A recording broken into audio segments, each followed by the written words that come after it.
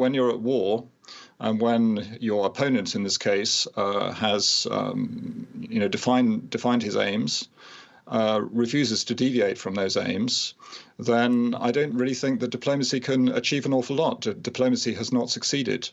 President Macron put enormous efforts into developing a relationship with Putin, believed that he was the one person in Europe who could persuade him to change his behavior.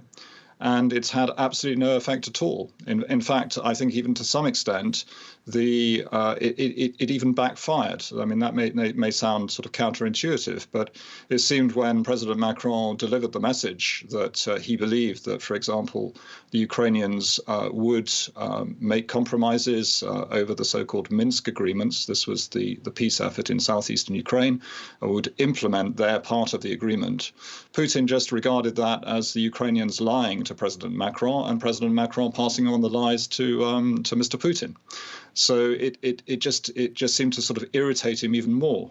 So I think we're at the stage where Putin he has to pursue his goals. He can't get out of this now. He's so deeply into a situation where effectively he has already lost Ukraine. And he is now wrecking the opportunities for Russia, for the future of millions of Russians. And I think in the short term, we face a very bleak situation in which diplomacy will not play a role, but we will see those economic measures we've taken have an enormous impact on the overall situation in Russia. And one has to hope at that point, when those measures really hit and start to cause pain, that some of those people around Mr. Putin will start to think whether they're going to really continue to support him or not. And that, in fact, is probably going to bring about the change that we need to bring this terrible situation to a conclusion.